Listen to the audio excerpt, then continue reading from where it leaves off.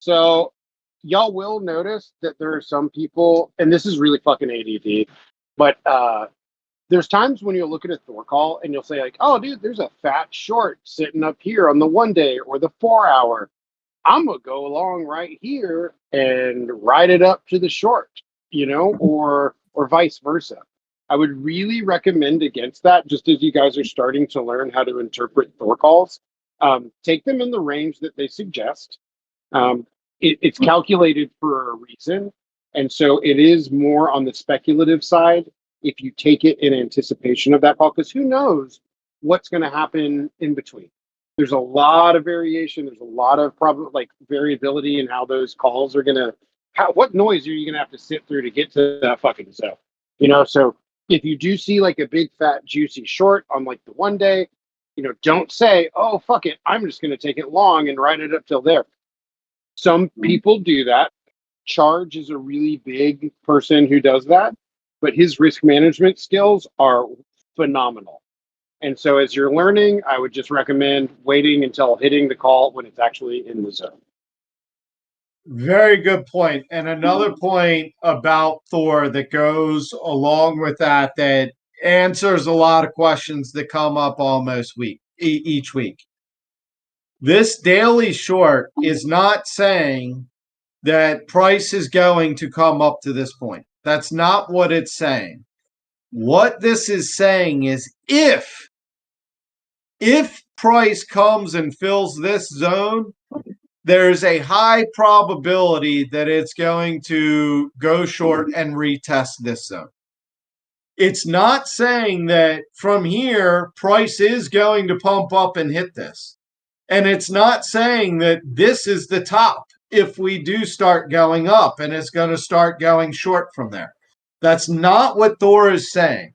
What Thor is saying is if we fill this 4-hour narrow 4-hour call, there's a high probability we will retest this point. If Solana price pumps and hits this zone, there's a very high probability that we retest this zone. So, and I want like to put a different. Oh, sorry, brother. Go ahead. I was going to say, just like Andy was saying, Thor's not saying that's where we are going. We're going there. It's not saying that. It's saying if we do, this is a high probability entry and retest zone. And so, and he's 100% right. And to expand on that, and to give you guys another way of thinking about, how to interpret the short signal, shorting is inherently more risky. We've talked about ways that you're managing your portfolio.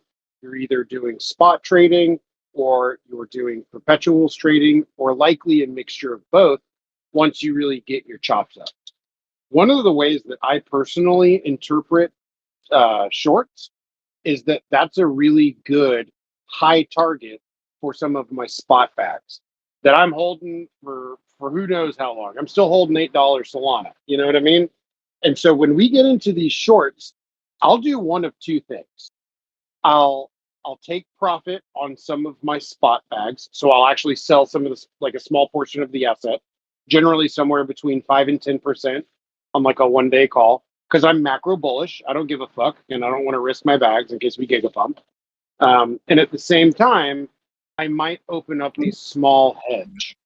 And so that would be actually opening up a small short at those intervals, because if the trade goes the wrong way, say we fucking gigapump to Valhalla, my spot bags I still have 90% of, and I'm fucking super happy about that. And at the same point in time, I mitigate any losses that I would have on my hedge. And so that is one way, depending on your trading style, that you can really interpret the calls differently. And short may not mean short to you. It may just mean take a little bit of profit on my spot bag. Excellent point. And if you have Solana you've been holding, or sorry, bro, what was up? Oh no, I just wanted to add to that. I mean, Andy cut out about emotions, right?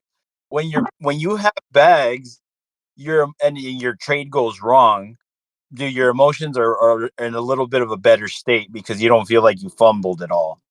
So I think that's super important to like I think that was a good point you made, Andy. Is like when you got your spot bags, you're I've been in a position where I had nothing and I got liquidated or just the trade went wrong, and I was like, damn, I should have just bought spot.